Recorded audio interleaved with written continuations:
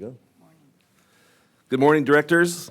I now call to order the joint meeting of the San Joaquin Hills Transportation Corridor Agency and the Foothill Eastern Transportation Corridor Agency. We'll begin with the invocation led by Vice Chair Kelly, and then follow up with the Pledge of Allegiance by Director Voits.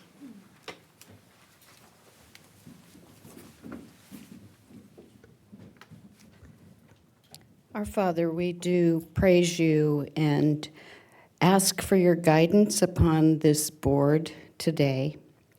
As we've recently seen the National Day of Prayer, we remember how grateful we are for your many blessings upon our nation, upon our community, upon our county. We ask for your continued blessings upon us. We pray for the safety of those who are driving our roads.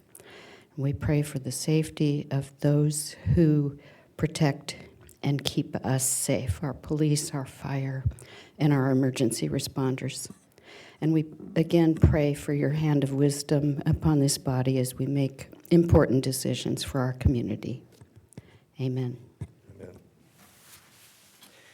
And would you please prepare to pledge our allegiance to the greatest symbol of freedom in the world? We are so blessed to live in the greatest nation, and these colors show pride and peace and freedom. Let us join as we pledge allegiance to our flag.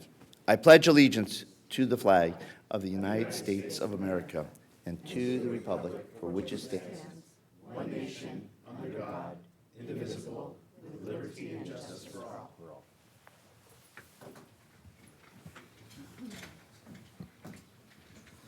Thank you for that. And now, Madam Clerk, could you please call the roll? Chair Heft. Here. Director Connors. Alternate Frost. Here. Director Grant. Director Hurt. Here. Director Otto. Here. Director Stevens. Director Beal. Here. Director Bilodeau. Present. Director Chafee. Present. Director Frost. Here. Director Haney. Here. Director Meeks. Here. Director Schnell. Director Voits. Here. Chair Taylor. Here. Vice Chair Kelly. Here. Vice Chair Penaliza. Present. Alternate Annis. Here. Director Kahn. Alternate Welch Foster. Director Zhao. We have quorum on both boards. Thank you. And now, do we have anyone for public comments? There are no public comments.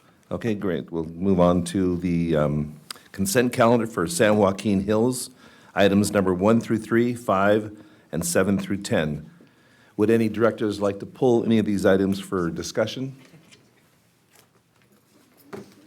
Seeing no one, oh wait, pardon me. Director Connors. I will move the consent calendar. Okay, it was moved by Director Connors for the San Joaquin Hills. Do I have a second from San Joaquin Hills? Second. And we have a second from Vice Chair Penaloza. All those in favor? Aye. Opposed? Seeing none, that's unanimous. And I just wanted to acknowledge that our former chair, Will O'Neill, is here. It's great to see you. But now alternate, thank Now you. alternate, yes. It's good to see you're well. Okay, well, now we'll go on to the Foothill Eastern. Pardon me for a moment here. Consent calendar. Items 1, 2, 4, and 6 through 10. Would any directors like to pull any of those items? Mr. Chair, I'd like to move consent calendar, please. Director Voits makes the motion, and Director Haney is seconded. All those in favor? Aye. Aye. Opposed? That is also unanimous.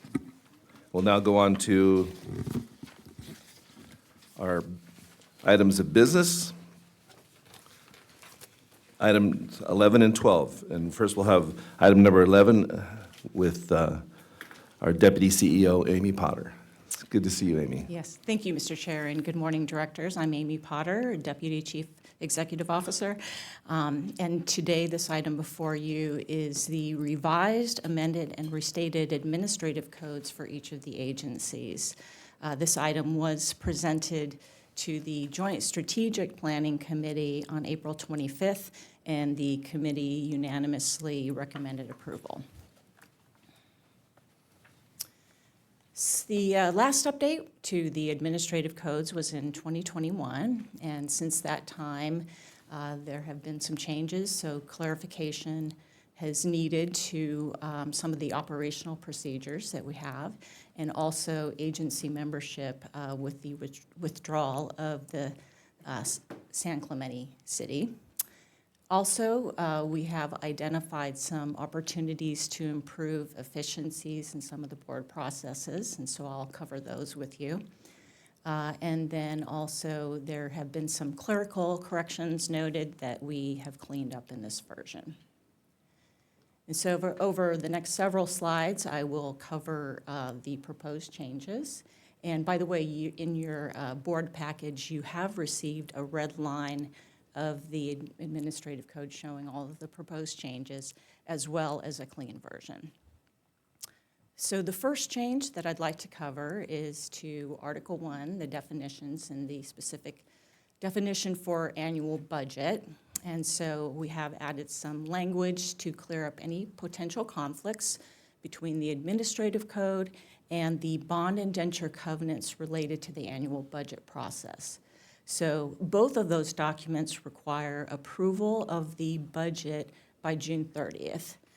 However, in the bond indenture covenants, there is also a provision that for up to 60 days, the prior year budget would be, or would continue on if that covenant were violated, meaning that the budget was not approved by June 30th.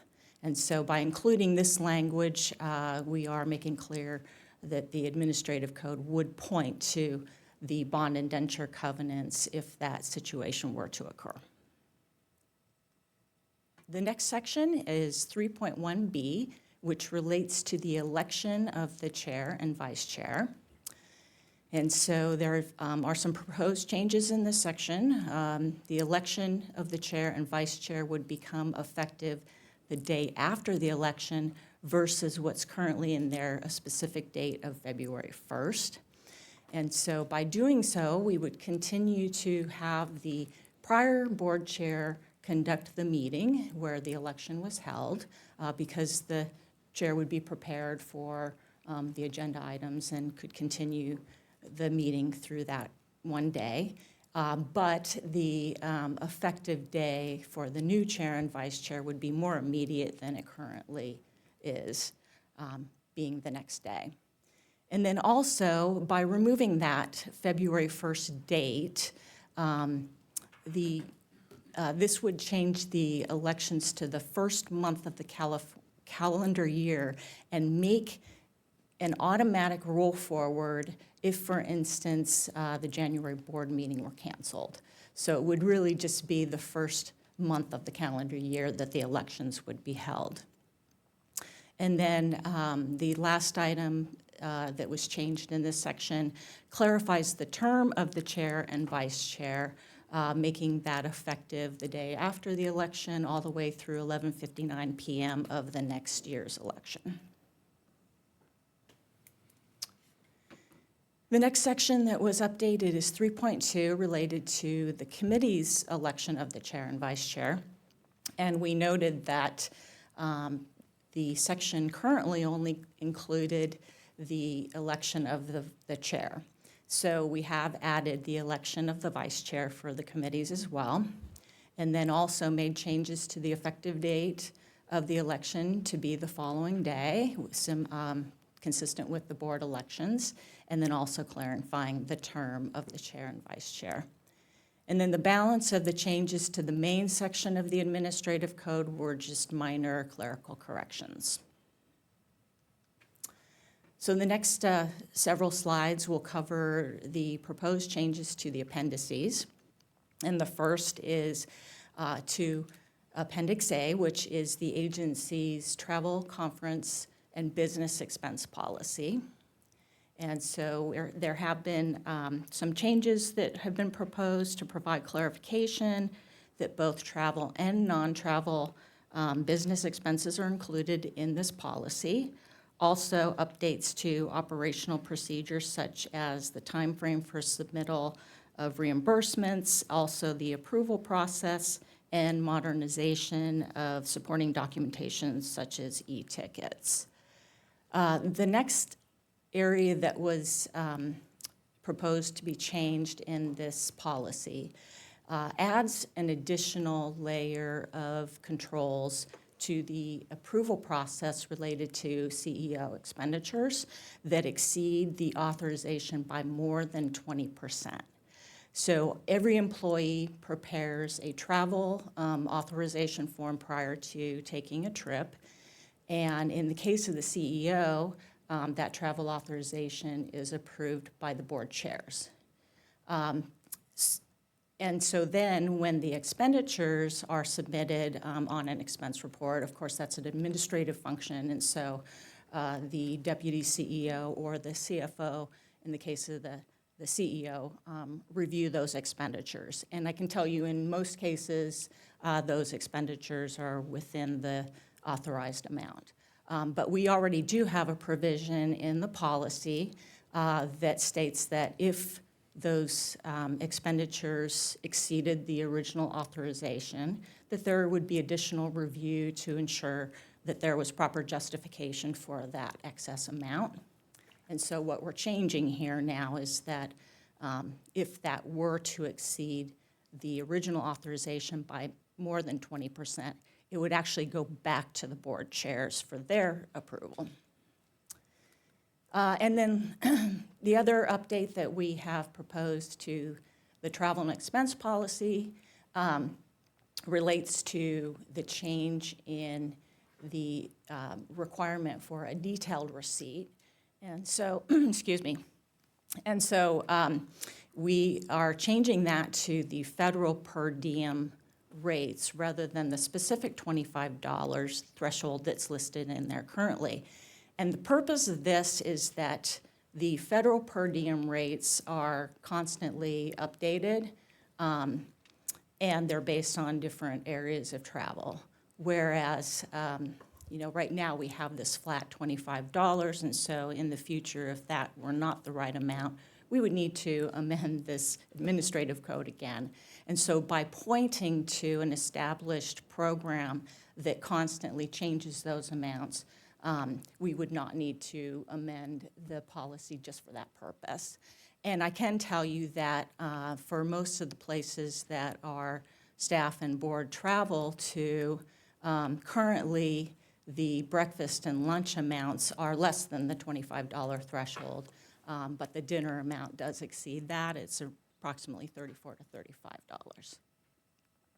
And then other changes to the travel and expense policy relate to just aligning it with the budget transfer rules that exist, and also to take out forms that are currently in there, so sample forms related to travel, because once again, what we're trying to do is eliminate the need for updates to the administrative code for just some of these administrative type things that would change. And so we've moved those sample forms to internal standard operating procedures that employees follow just to understand better how they can fill out their expense report, et cetera, in accordance with this policy. So of course, if those forms were changed, they would still have to be in accordance with the policy, but it moves them out. Appendix C has been updated just to remove the City of San Clemente. Appendix D relates to agency committees. And so this is where you see the current structure of all the committees and their purpose. And so what we have proposed here is to eliminate the operations and finance committees. Now, these are committees that are made up of the entire board, and they've been used for the annual budget process. So, for example, last month you did attend an Operations and Finance Committee that held the first budget workshop. And later this month, there will be a second budget workshop that will be held at these Operations and Finance Committees. In an effort to make things more efficient, since that is a committee of the entire board, the budget workshops starting next fiscal year would occur at the board meeting. And so, we wouldn't have the need to schedule a separate meeting, working with all of your schedules and everything. It would just be conducted as part of the board meeting. The rest of the process would be very similar to what we have been doing typically every year for the annual budget. We would offer up individual board briefings as needed. The one thing that would change is that the recommendation regarding approval of the annual budget would move to the Joint Finance and Investment Committee. So this would be making that consistent with how the other committees operate, where every board report that comes to you as the board, it first goes through one of the committees with their recommendation to you for approval. Appendix E is the Conflict of Interest Code designated positions. This is the employees that need to file a statement of economic interest. And so we've just updated titles to the positions and added and deleted positions consistent with our current approved positions. Appendix G is our code of conduct. And what we've done here is we have removed the dollar amounts from the gift section because it already refers to the state code sections that specify those gift amounts. And so once again, this is another attempt to not have to go back and update the administrative code if that were to change. So just keeping it pointing directly to the source of what requires that. And then other minor changes just to the human resources title. We have a new title for that position. And then also future system change flexibility. So right now there's a reference to our CapLink system, which is a secure board site where you can receive documents. And so we've just provided some flexibility in there so that if we were to change that system, once again, we wouldn't have to come back to you to amend the administrative code. And then the last appendix, Appendix H, which is procedures for implementing the California Environmental Quality Act. We just made some clerical corrections to that. And so in conclusion, these proposed changes will clarify the operational procedures and agency membership, provide opportunities to improve efficiencies, and also make clerical corrections. And so with that, the board recommendation for each agency is to approve the amended and restated administrative code dated May 9th, 2024, effective July 1st, 2024. And that concludes my presentation, and I'd be happy to answer questions. Thank you for that thorough report, Amy. Does any directors have any questions? Okay. Hearing none. Mr. Chairman? Oh, Director Bilodeau? So with the deletion of the committee that you spoke of, is that going to be rolled into another committee, basically, kind of a consolidation? for Well, that? since it's, those operations finance committees are a committee of the entire board, we will just use the board meeting. But the recommendation will then, for the budget approval, will go to the Joint Finance and Investment Committee, where they handle budget-type items anyway. Okay, thank you very much. Any other questions? None? Okay. Then we'll go to San Joaquin Hills first for a motion and a second on this. Trish Kelly will move it. Okay, we have a motion from Vice Chair Kelly. and- Chair Heftwell, second. And Chair Heft, will second. For San Joaquin Hills, all those in favor? Aye. Aye. Opposed? Okay, that's unanimous. So we'll go to Foothill Eastern now for a motion and a second. I'll make the motion. It actually clarifies a lot of things and streamlines it, so make a motion. Great job, thank you. Well, I'm going to go with, Director Haney was hand up first, I'll second.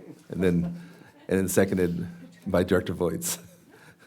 All those in favor? Aye. Opposed? It is unanimous. Thank you. You're too quick there, Director Voights. Okay.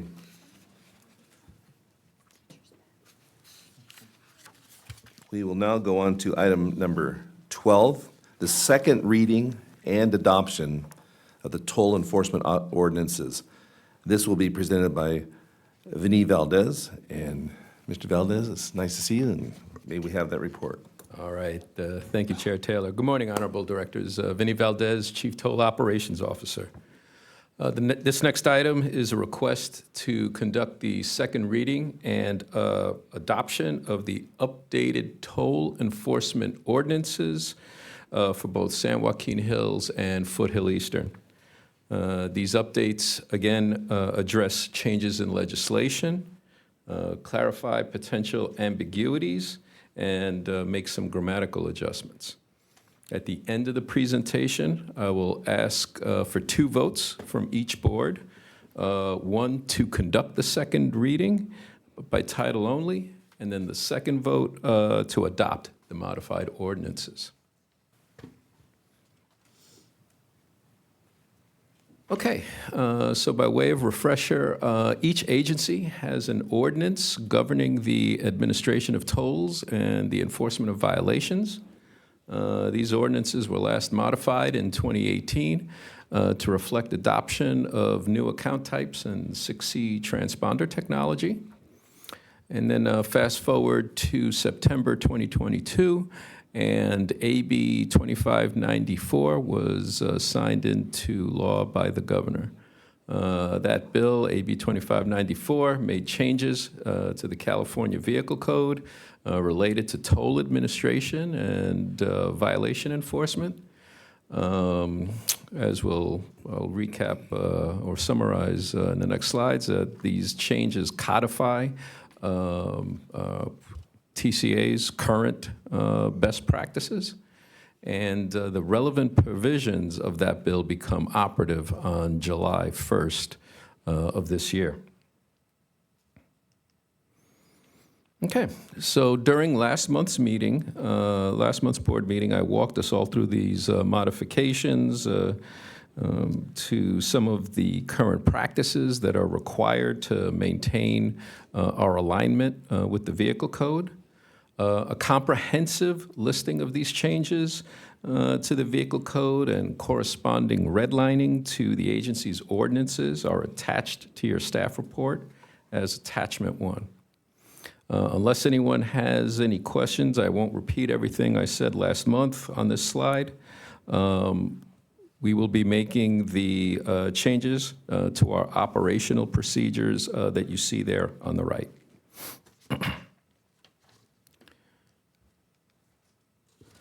All right, and those being the changes to process, here we have a summary of the ordinance changes that we'll need to make to maintain the ordinance's alignment with the vehicle code.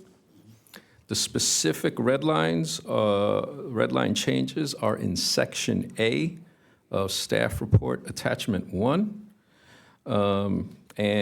Summarizing here, Sections 5C and 7 are being updated to reflect the new 30-day timeframe to pay or contest delinquent notice of toll evasion.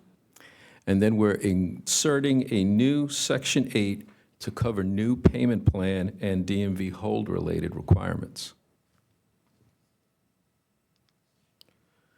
All right, and then while reviewing the agency's ordinances to identify sections that need to be updated to maintain alignment due to AB 2594, we also identified these opportunities to make additional modifications.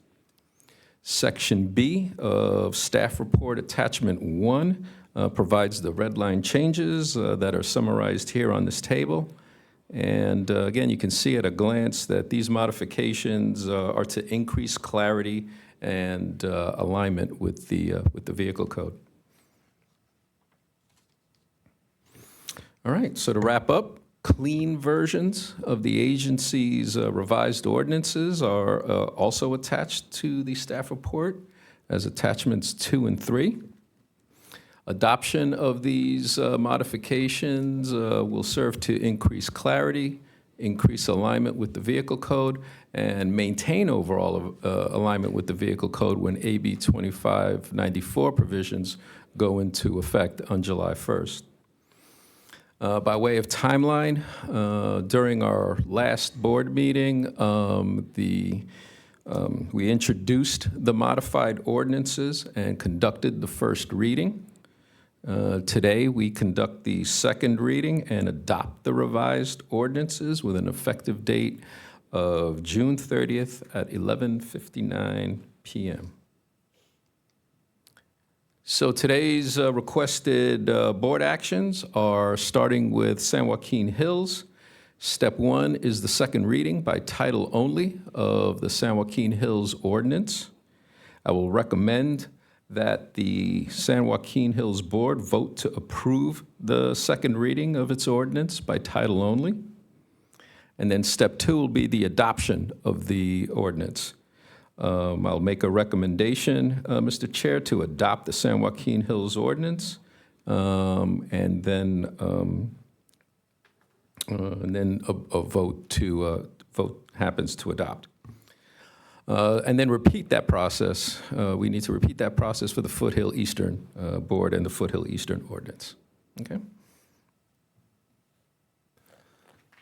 All right, so let me pause there, All right. in case there are any questions. First, I'd like to ask any San Joaquin Hills directors if have any questions or comments before we conduct the vote to allow the second reading.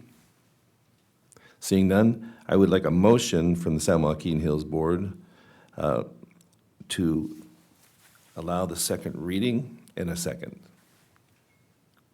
Trish Kelly will move the adoption of the second reading. It's, yeah, it's just up to, we're not going to adopt yet, we're going to, Or the reading. the reading, yeah. Okay, we have Vice Chair Kelly, and then a second from San Joaquin Hills Board, I'll second it. and seconded by Director Otto. All right. Vinny, We'll go ahead. All Read- right. So Board of Directors ordinance. We need to do the vote. Oh, I'm sorry, pardon me. Oh. All those in favor of allowing the second reading, say aye. Aye. Any opposition? Seeing none, it's unanimous. All right. You may read the second. Very good. Board of Directors ordinance numbers SJH 2024-01, an ordinance of the Board of Directors of the San Joaquin Hills Transportation Corridor Agency relating to the administration of tolls and the enforcement of toll violations on the San Joaquin Hills Transportation Corridor. Okay, thank you.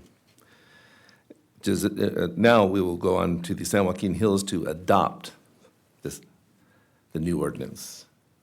Any directors have any questions, or a motion and a second from San Joaquin Hills? Trish Kelly moves to adopt the ordinance. Thank you, Vice Chair Kelly, for the motion, and a second by Director Hurt. All those in favor? Aye. Opposed? None? It is unanimous. Okay, we get to do that all over again? All right, thank the you, Foothill Mr. Eastern Chair. Board. Now on to Foothill Eastern. Yep. So for Foothill Eastern, I would like a motion and a second to allow the second reading by title only. Move second reading, please. Director Voice moved. Second. You're a little slow this time, Director Haney, for the second. All those in favor? Aye? Okay, Vinny, you're on. All right. There we go. Board of Directors ordinance number FE 2024-01, an ordinance of the Board of Directors of the Foothill Eastern Transportation Corridor Agency relating to the administration of tolls and the enforcement of toll violations on the Foothill and Eastern Transportation Corridors. Any questions or comments from the Foothill Board? No? Then we need a motion and a second to adopt the new ordinance. Director Beal has made the motion, and do I have a second? Director Haney, second. All those in favor? Aye. Aye. Opposed? No opposition, so it's unanimous. Thank you. All right, thank you. That concludes my presentation and the second reading and adoption of the toll ordinances for both boards. Thank you very much, Mr. Valdez.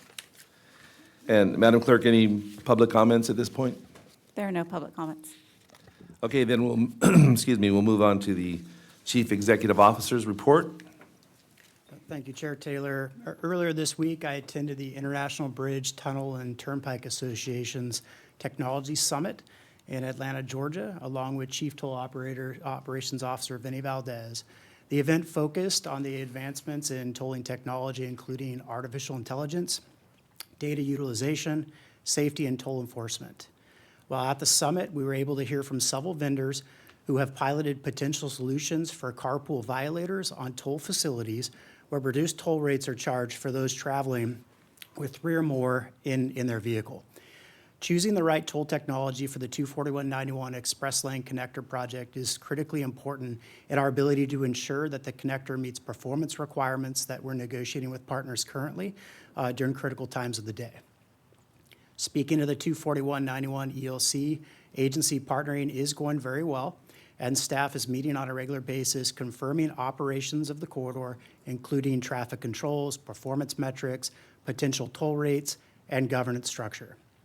Staff continues to work with our partners and plan for a start of construction next fiscal year. I am pleased to share that TCA received a letter from the California Transportation Commission on May 1st confirming the agency's ability to be granted toll authority using the Assembly Bill 194 process granted to the CTC.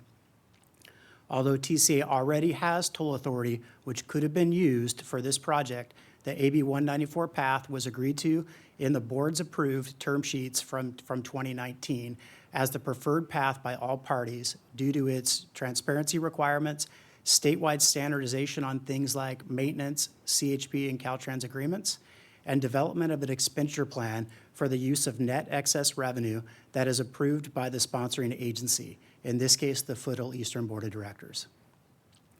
Lastly, this June, industry partners will gather for the 35th Annual California Transportation Foundation Transportation Awards being held in Sacramento. I am pleased to share that TCA was already announced as the winner of the Operational Efficiency Program Project of the Year Award for our customer service back office system, which took place in October of last year. In addition, TCA has been selected as a finalist for the Sustainable Transportation and Environmental Program Award for the cattle grazing pilot program at Live Oak Plaza. I wanted to congratulate the boards of directors and TCA staff on the outstanding work recognized by industry peers and leaders across the state. That's all I have, Chair. Thank you, CEO Chamberlain. And now, before we go on to board reports, I'd like to ask Director Beal to provide a report on the April 29th meeting of the Joint Legal Counsel Contract Review Ad Hoc Committee, where Director Beal served as chair of the committee. Director Beal? Thank you, Chair Taylor. As a matter of background, the Joint Legal Counsel Contract Review Ad Hoc Committee met initially on February 28th, establishing several objectives, which included the need to ascertain the level of service provided by the current bench of our on-call legal firms, to identify areas for improvement, and to evaluate contract options. Currently, the agencies are in year 3 of an initial 5-year contract.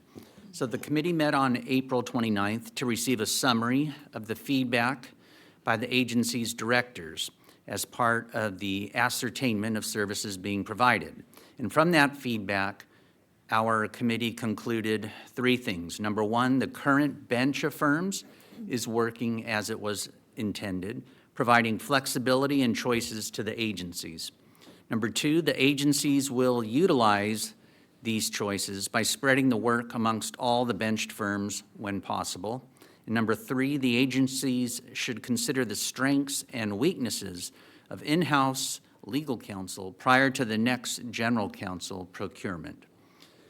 Lastly, the committee provided the following direction to staff. Number 1, plan for a new procurement for general counsel 7 to 8 months prior to the end of the initial 5-year term, which ends December 31st, 2026.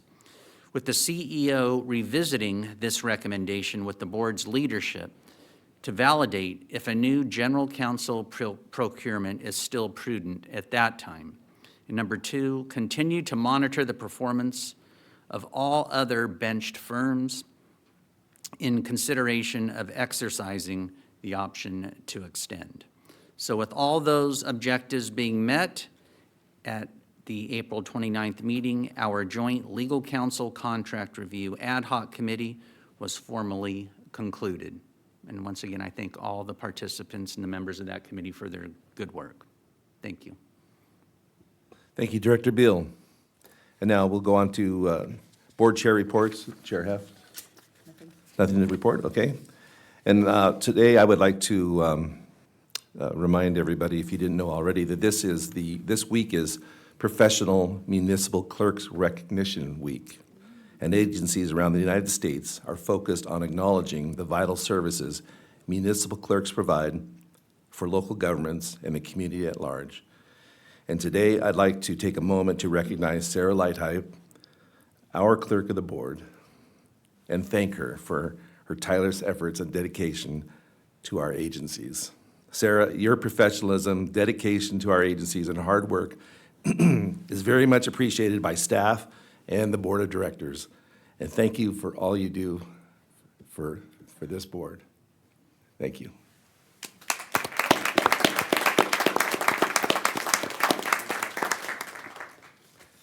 And with that, before we adjourn the meeting today, I'd like to remind the directors of our second upcoming budget workshop, which will be presented at the Joint Operations and Finance Committee meeting on Wednesday, May 22nd at 10:30 a.m.